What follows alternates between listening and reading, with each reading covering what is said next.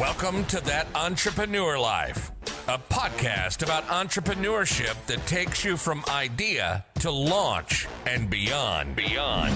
Each week, your hosts, Andrew Lees and Clint McPherson, discuss different business topics aimed at adding value to any entrepreneur's journey.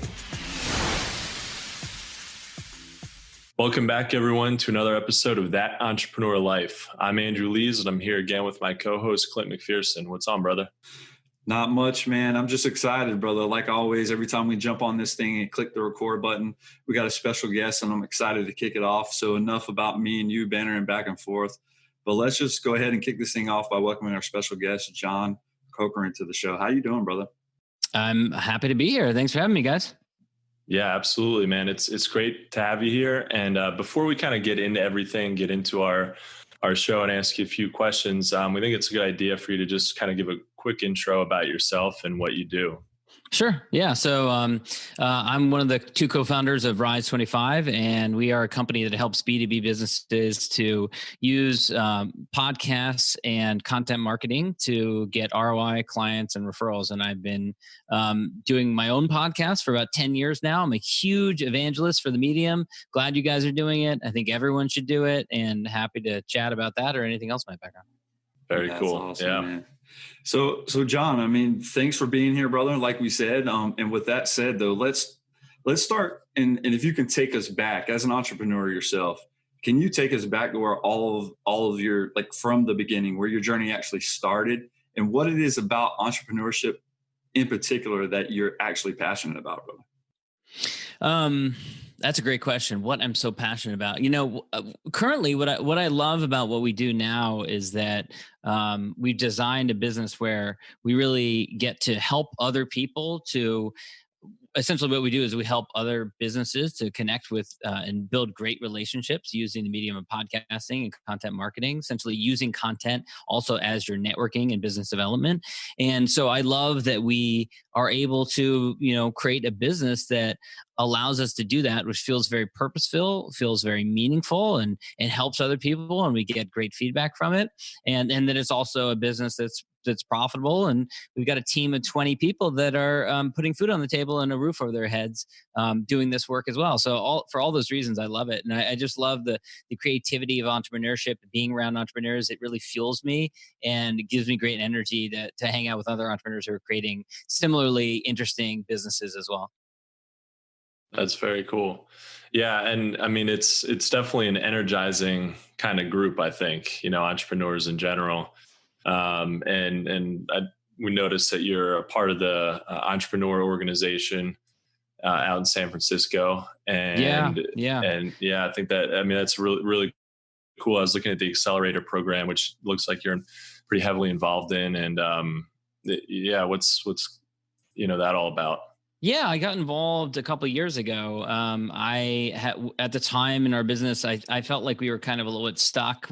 At the end of one of the years, we had worked incredibly hard, and I felt like the results that we had to show for it weren't as great as they should have been. And so we looked around, we looked at business coaches, we looked at different programs, and you can spend a fortune. You can spend tens and tens of thousands of dollars on different programs out there. And the EO program, they have two programs. They have EO Accelerator, which is designed for businesses that are $250K in revenue to $1 million. And then there's EO, which is $1 million and above. And so we joined the EO Accelerator program. And it was exactly what we were looking for. And I since joined the board because I really enjoy being part of it. And I also believe that when you deepen your involvement in something, one organization, then you get more out of it. And so it's just been great being part of that organization. And I mean, since that point, I've interviewed Vern Harnish, who's basically the founder of EO, and I've interviewed a bunch of the other people who've been involved with the program for a long time, because I'm a big believer. Again, if you deepen your involvement, if you like an organization, you feel like you share values with it, you feel like you get a lot of value out of it, the more you give into it, the more you're going to get out of it. Oh, for sure, man. Yeah. And I think you brought up a good point, right? Everybody should be podcasting. I mean, and with us doing this and trying to add value to any entrepreneur's journey with our podcast and That Entrepreneur Life, we want to bring like-minded entrepreneurs on and just get that feel. And we're a big believer in everybody should podcast too, especially once we started, right? Because you can see the impact and the purpose behind it and what we're trying to achieve. And from the social media game to repurposing the content from, the voice, the audio version to the video version, man, I think there's a big opportunity that a lot of individuals are missing when they just strictly refine themselves to just the strictly the audio version of it, instead of tapping into the video or tapping into any of the other things like social media that can have a huge part. What is your thoughts on the whole, what we call like the triple threat of podcasting, or the triple threat of what podcasting could do for you? So I'm, we're a bit of contrarians in the industry. So, first of all, our expertise really is in B2B podcasting. So business, if you have a business backing it up and you want to use it as a tool for business development, client acquisition, referral marketing, strategic partnerships, it's really personal and professional development, which also doubles as content marketing for you.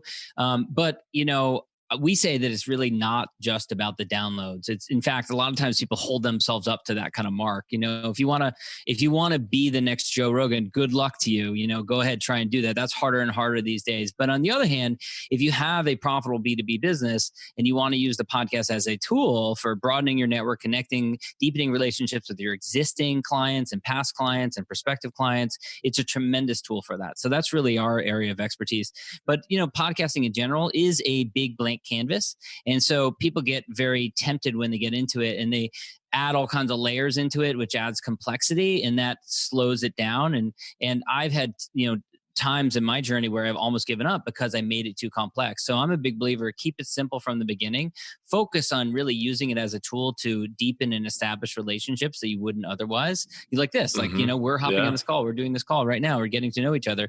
And when you do that, that's really the best thing you can get out of it.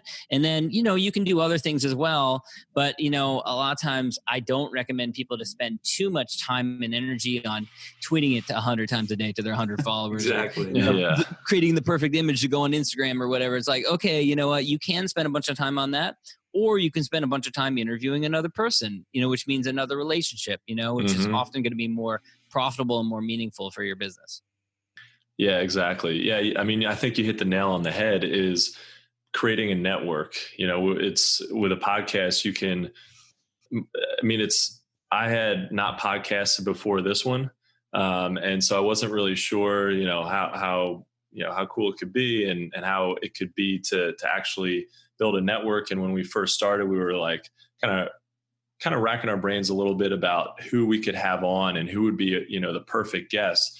And it's really taken on a life of its own. And we've had a lot of people reach out to us now who want to be on the show. And so it's such a cool, organic networking tool that I would never have imagined when we first started. So, and it's a lot easier to email somebody like yourself and ask you on the show than just email you about like, hey, you want to talk about stuff one-on-one? And it's just like, yeah, sure. But it just becomes a lot harder to reach people without a platform like a podcast. Yeah. I mean, I've literally had billionaires and CEOs of publicly traded companies on my show. And it's not like they're going to meet me at a Starbucks, even if we didn't have COVID-19 raging right now, it's not like they're going to meet me at a Starbucks so that I can pick their brain and I can ask questions that are of interest to me. They're way too busy for that, and you see this at high levels. I mean, Reid Hoffman, billionaire founder of LinkedIn, he has a podcast. He's interviewing people on his podcast. Why is he doing it? Because the people that he wants to connect with,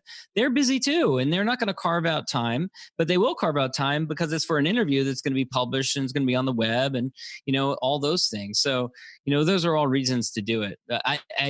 I've been an evangelist for the medium for 10 years since I started doing it. And it's only really in the last couple of years that we transition our business to actually helping people with it. So long before we had any kind of vested interest in it, I was telling everyone that they should do it just for the tremendous benefits of it. And even at this point, we can only help so many businesses. So I'm really more of an evangelist for the medium. Whether people work with us or not, I tell people to do it. They should do it and get involved in it because it's going to reap such tremendous benefits back to your life. But just a comment on, it feels great when you start getting people soliciting you and coming in and making recommendations. There's a lot of agencies out there that will do that.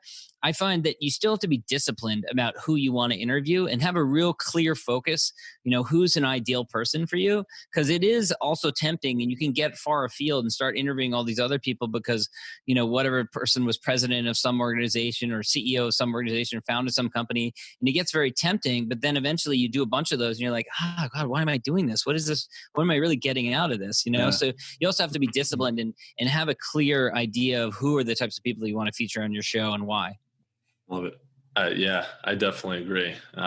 We've run into that a couple times. We've actually been surprised, a couple times too, where we're like, oh, we didn't think a particular interview was, we're looking at the guests and like, all right, they've got some interesting experience. But how does this really tie into our podcast? And it somehow it did.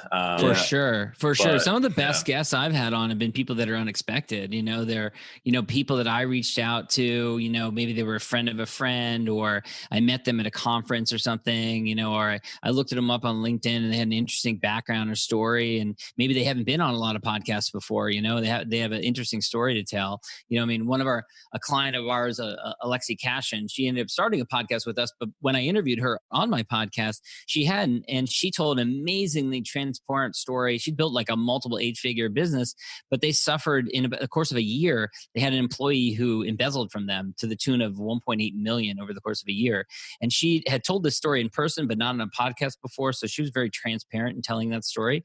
And so I think that's an example of how you can have some amazing content, but also it allows you in the process of doing that to deepen that relationship with that particular individual between you. Yeah, definitely. Yeah, absolutely agree. So John, you were a speechwriter at the White House, which is a really interesting thing to have on your resume. I think that's really cool. How has that helped you with your content creation in your entrepreneurial career?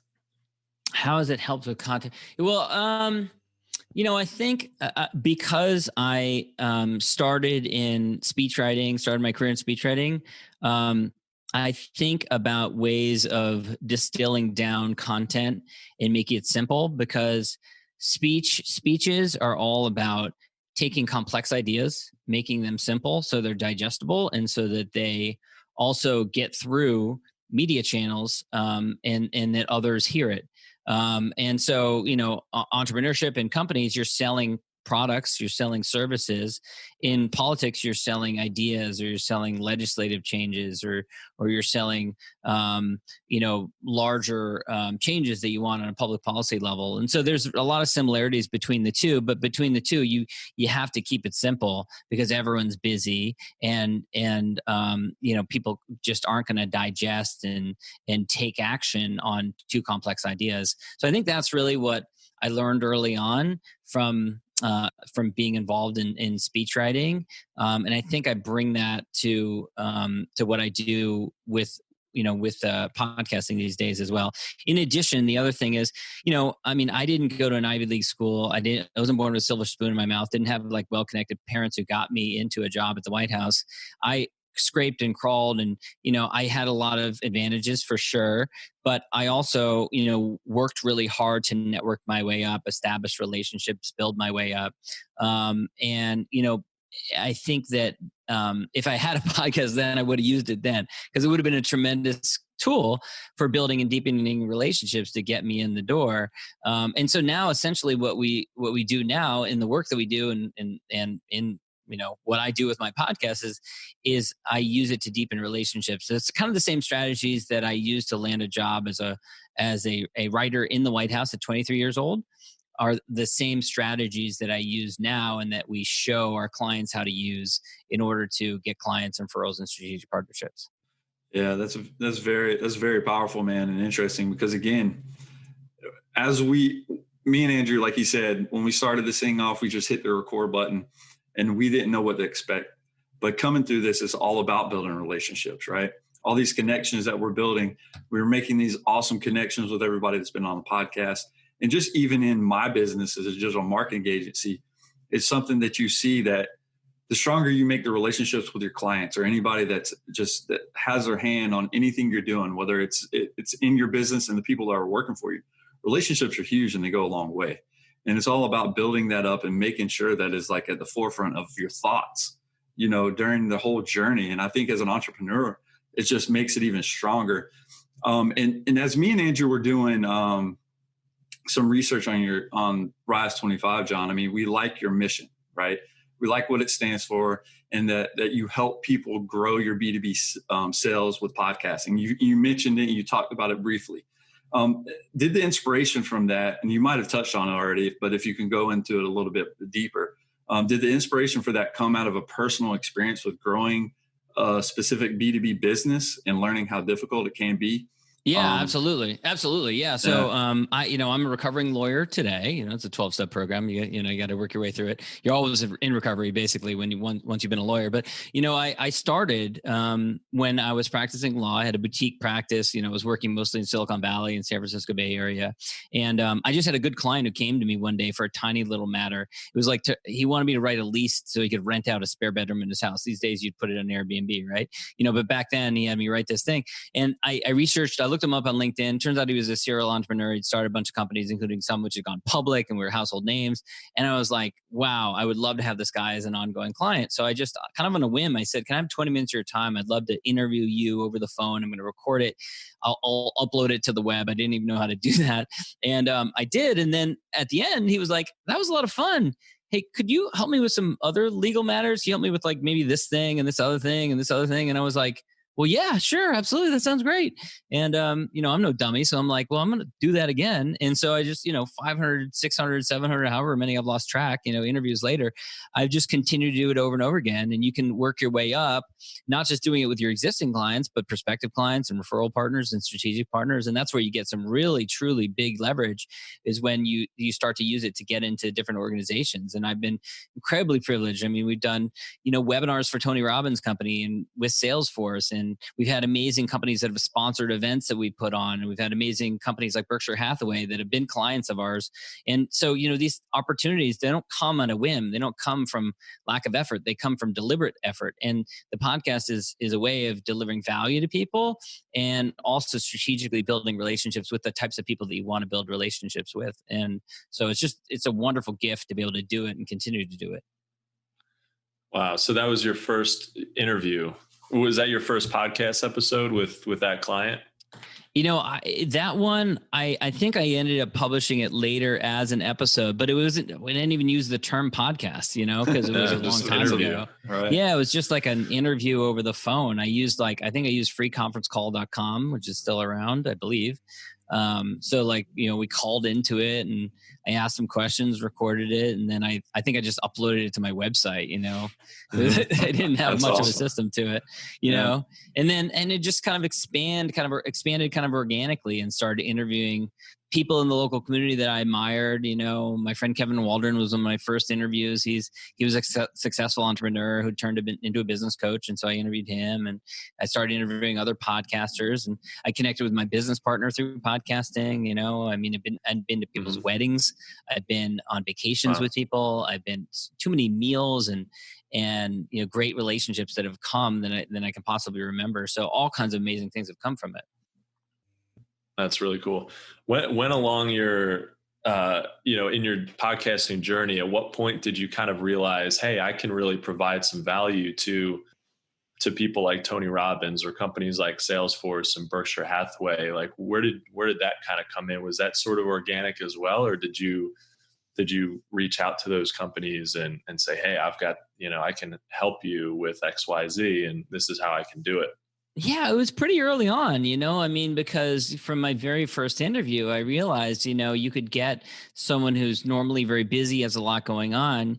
You can, if you approach it right, if you have the right strategy, you can get them to give you a slice of their day, because you're taking interest in them and you're promoting them, and you don't have to have the world's largest audience in order to employ this strategy. A lot of people think, oh, it's too late, but it's not. I think, today the awareness of podcasting is much larger, and it's easier to download a podcast. Back then it was like you had to download this file to your laptop and then transfer it through cord over to your iPod and then go, so it wasn't very efficient. Now it's a lot easier. So I think, there's all kinds of easier ways in which it's easier now. But I think very early on, I realized that. I mean, another very early interview, I had, the founder of Lending Tree on. I had one of the co-founders, Open Table. I was just listening to an interview with the founder of Canva, who was talking about the Open Table, which was a model for them. So yeah, I mean, some big, people were willing to give me a slice of their day to be interviewed on the show. So I think I kind of realized it early on that if you do it right, you can get some interesting people and have some great conversations with some people. Yeah. And I think you may be, correct me if I'm wrong. I mean, you can't be scared to reach out to the big individuals either. Right.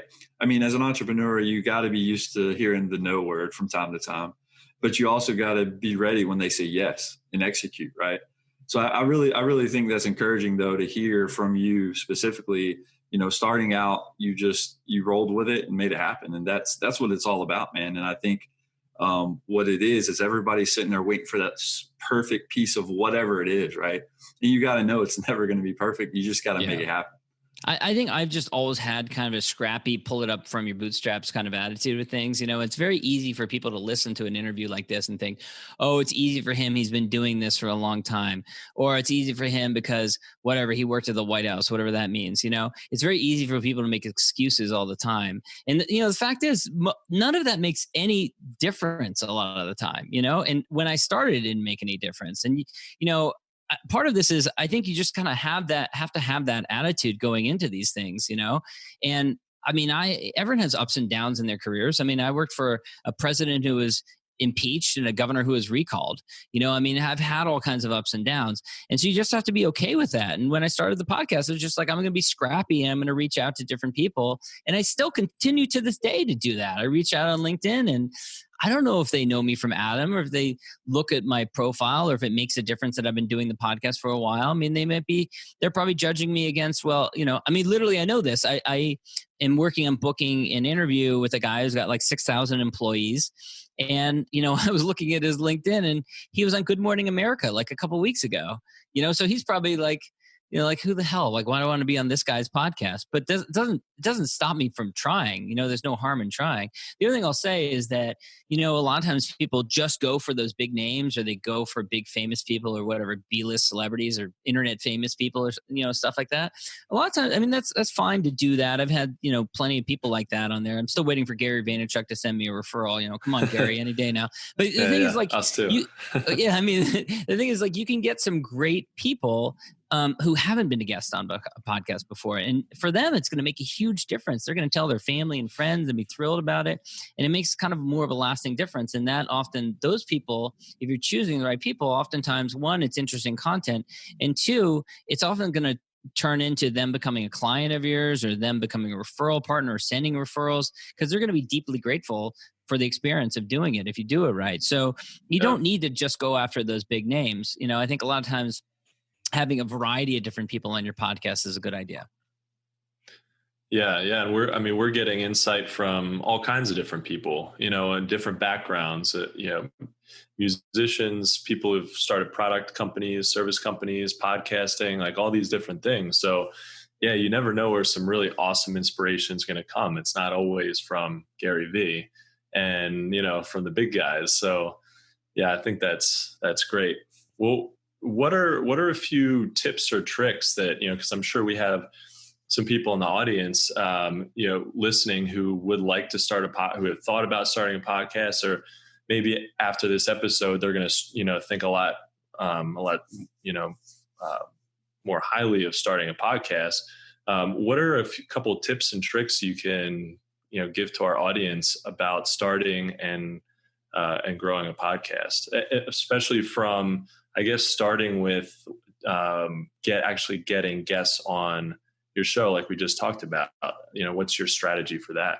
Sure. So, I find a lot of times when people start thinking about this, they spend a dozen hours researching what microphone they're going to buy, or asking questions about what software should I use to record or something like that, and I actually just today got a new microphone. I've been using the same one for 9 years now, but it's starting to get a little glitchy. So I just bought a new one. So it's a decision that you have to make it quickly and move on, because there are much more important pieces. The most important pieces you need to recognize is that how you choose your guests is going to influence your network. So the people that you're going to be connected with in the future. And it's a way of up-leveling your network for sure. So you need to put a lot of thought and intention into that. And if you're finding you're not getting any referrals, you're not getting any clients out of it, it's not leading to good things, it might have something to do with the guest selection.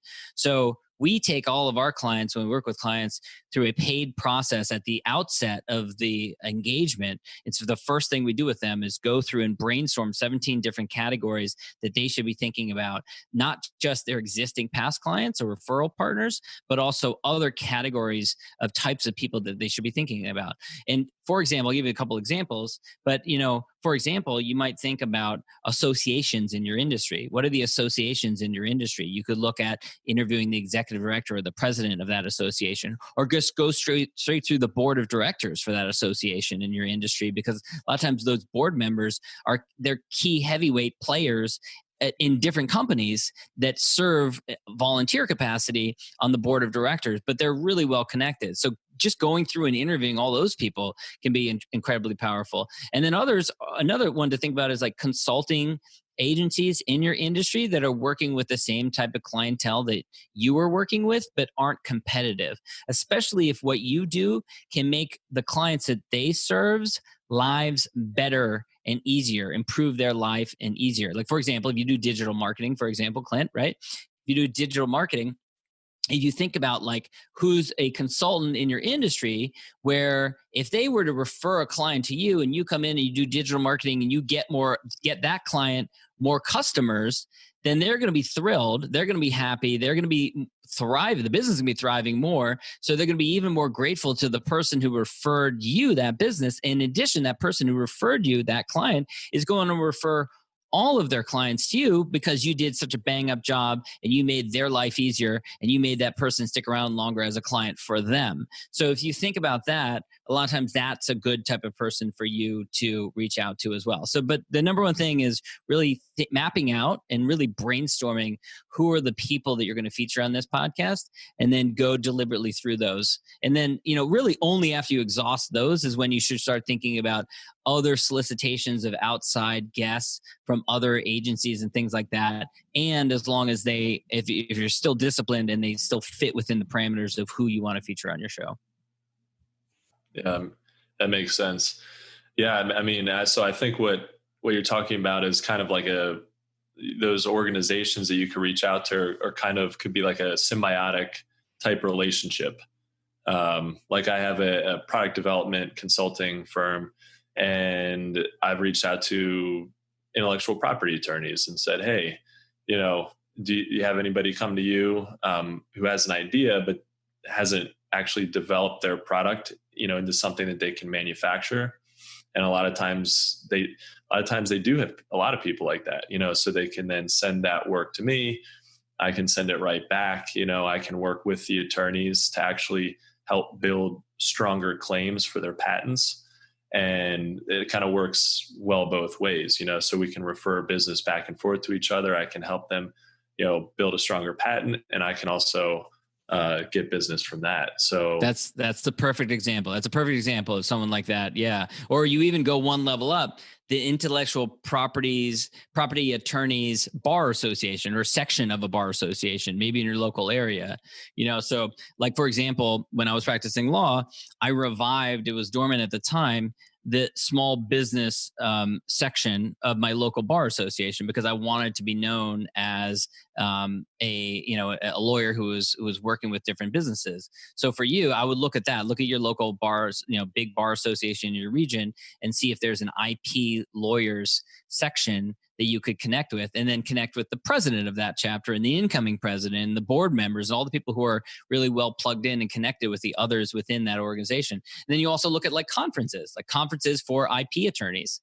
where they're all gathering. Right now we're not because of coronavirus, but other times we will be. Or even right now, a lot of times those conferences are looking for other ways to engage their people. So like, what if you were to interview the executive director of some IP lawyers conference? They're not doing very much right now. And then you build a relationship with them, and then they say, hey, this is really cool. I love what you do. Why don't you come in and do an educational training or a webinar or something for our people? And then all of a sudden you're doing a webinar in front of 100, 500, 1,000 IP attorneys who are learning from you. You're an expert for all of them. So that's another way that you could position it as well. Yeah, it is, man. So John, man, so through your entrepreneur journey and from the highs and the lows that you've experienced, I mean, I know we're still young to a certain degree, right? We're not in our 60s, we're not in our 50s right now, but what has been the most difficult thing about being an entrepreneur for you? Well, it's definitely, it's definitely not for the faint of heart. There's always going to be ups and downs for sure. I've had highs, I've had lows. It is not as simple as just clocking into a job and you have a specific defined role and you know what you need to do. I mean, it's much more challenging than that, because you're constantly figuring out what should I be focusing on, this or that, and you're thinking about new ideas, but you can't go too far down the road and be exploring new ideas because you have maybe clients that you need to service now. And you're thinking about new innovations. Oh, this is a new way that we could do it. How would that affect things? And like, should I go after this market instead of this market? There's so many different, strategies that you can go after, and there's only so many hours in the day and you only have so much energy. So you have to be really strategic about going after particular markets and be very careful about rolling out new services or new offerings or new products. In the last couple of years, what's worked best for us is actually stripping out and offering fewer things. When I joined that EO Accelerator program a couple of years ago, we had, I laugh now, look back at it. We basically had like 3 or 4 different business initiatives that we were pursuing. There's no way we could pursue them. It was just too many things at once, and was just playing entrepreneur rather than actually being an entrepreneur.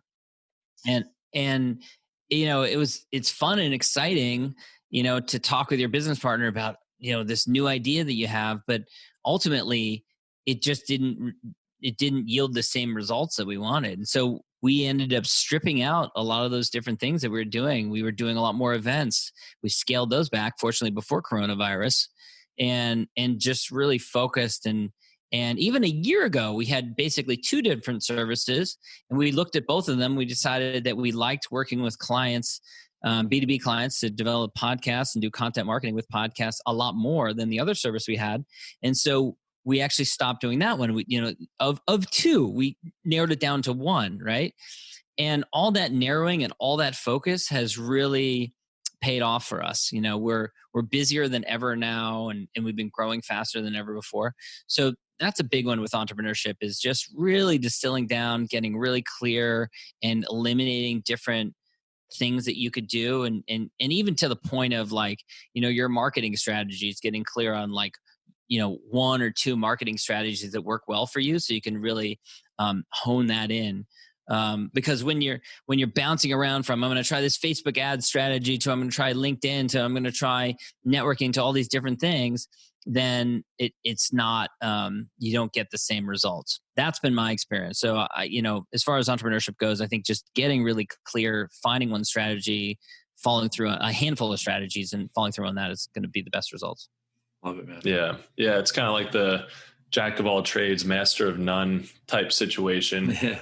And I think a lot of us as entrepreneurs kind of relate to that. There's some days where even when I try to focus on something, I realize how many things that I have to do and how many things that I could do. But really, you just, instead of being like, I could post on Facebook, Instagram, Pinterest, and all these things just for, having a social presence. Then I get the podcast, and then, all these different things. You really realize that in order to make it all work, you have to focus and just, at least to reach the potential of one part of your business, you really kind of owe it to the business to really dive into that, take it as far as you can. And then maybe there's an opportunity to kind of branch off or do something else, add to your portfolio of services. But yeah, I agree. And sometimes, if a client gets to your website and they see that you do like 50 different things, they're kind of like, what are they really good at? So I think it can kind of work against you if you just have way too many things going on. And you should, I definitely agree with just kind of picking something you're really good at and going all in. Yeah, I experienced this when I was practicing law. There were law firms that took anything, did everything, and no one knew what they stood for. And so, I worked for firms like that, and they didn't get as many referrals because, people didn't know what they stood for, what types of clients to refer to them. And they also wouldn't refer anything out. So they didn't refer anything to anyone else because they wanted every piece of everything, versus then I worked for other firms that were really known for a particular narrow niche, and people called them all the time. They got way more referrals, and anything that was outside of those parameters, then they would refer out. Plus it allowed them to really focus and get really expert in the way that they handled those types of matters. And so I kind of learned it from that. And then same thing with my legal practice. I just narrowed down in a couple of practice areas and then got known for those, and then got a lot more referrals for those particular areas, and you get a lot more confident in it. But it's the same approach I take to entrepreneurship. Don't try and be a master of all these different areas. Just kind of focus on one thing. But then you can expand out from that point. Like we've started offering, we have some clients that they want to do a webinar, and we've done over 500 webinars. So we started helping them with that, or they want to promote it, some of their podcasts more on social media. And initially we didn't do that, but then eventually we started offering that a little bit more. But you have to kind of get really grounded and build your reputation in one area before you can start offering those other things. And we don't do them as standalone separate services. They're only for the clients that we're already doing a podcast for. Yeah. Awesome. That's smart.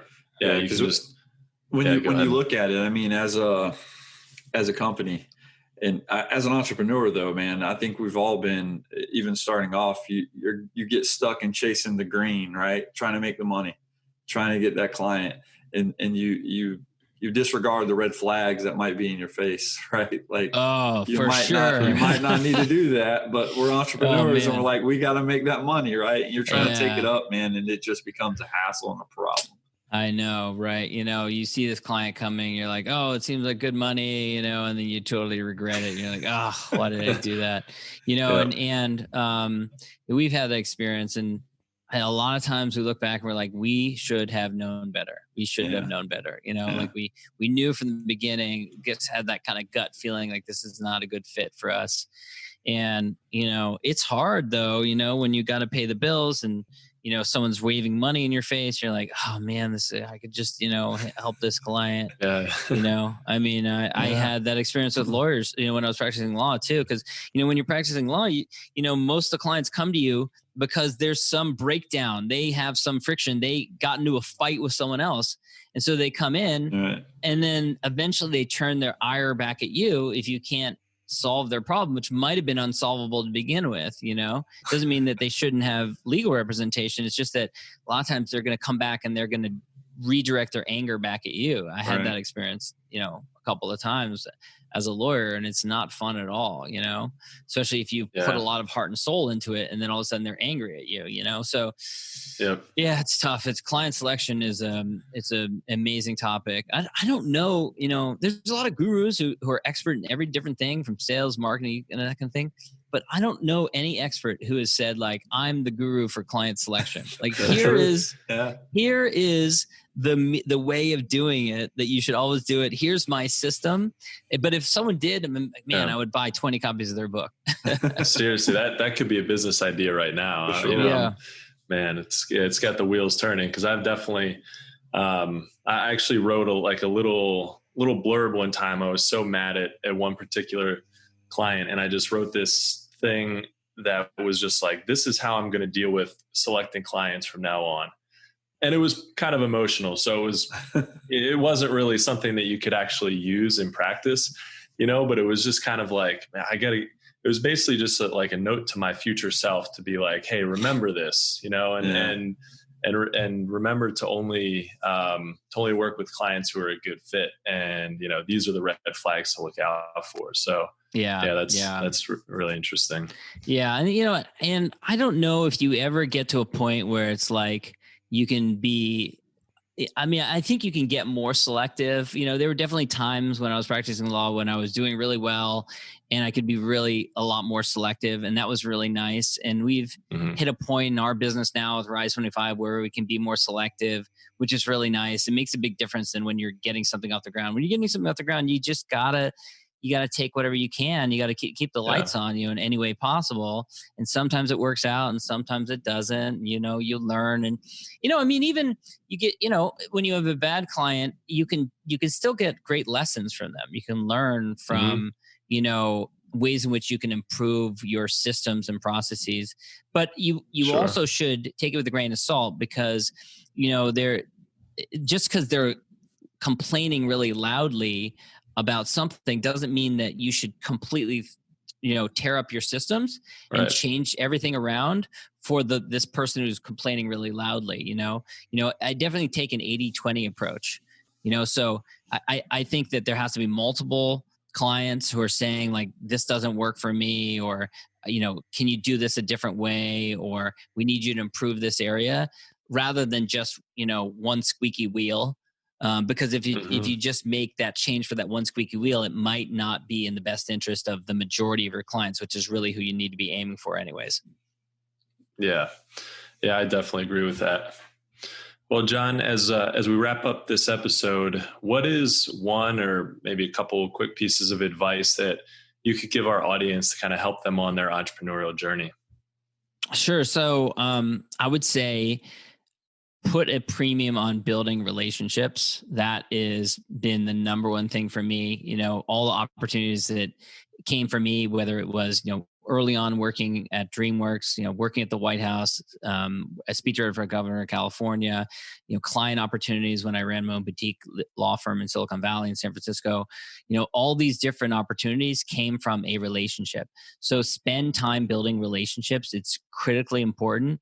After having done it through content for many years, through writing articles, writing books, you name it, I've come to the conclusion that a podcast is the best way to do it because you're generating content, you're doing business development, you're up-leveling your network all at the same time. And I hope that people will listen to this and see a new vision or a new way of doing it and be inspired to go pursue it. I'd be happy to be a resource, rise25.com, or email me, john@rise25media.com. or reach out on LinkedIn, and I'd be happy to be a resource. But yeah, when you're an entrepreneur, it's all about the relationship. So build those relationships. Don't just stay in your bubble, in your office or in your spare bedroom or wherever you're working, but proactively build relationships because that's going to really be critical for your business. Man, that's great, dude. Well, guys, that's a wrap for this episode. And from the both of us, John, we want to thank you, man, for taking the time of your day. Like always, anybody that comes on our show, just to come on and add value to what we're doing here on this podcast, man. I appreciate it. I appreciate it. Yeah. Thanks for having me, guys. Yeah, we had a lot of fun. Well, guys, thank you so much for listening to That Entrepreneur Life. To learn more about what John is working on, you can check out his website at rise25.com. And if you like what you heard today, make sure to subscribe to our podcast on iTunes or any other major podcast directory. You can also find us on all the socials and on our website at thatentrepreneurlife.com. And with that said, we also want to quickly give a special shout out to our family and friends, to include all of our listeners, followers, and subscribers. If you find value in our show, guys, please consider making a donation to show your support. Even just a few dollars helps us keep things moving along and brings value to your entrepreneurial journey. Thanks for continuing to support what we do as entrepreneurs. And don't forget, guys, to join us next week for another episode of That Entrepreneur Life. Thanks for listening to That Entrepreneur Life podcast. Be sure to visit thatentrepreneurlife.com to join the conversation, access our show notes, and discover our fantastic bonus content. Don't forget to join us next week for another episode as we continue to add value. Until next time.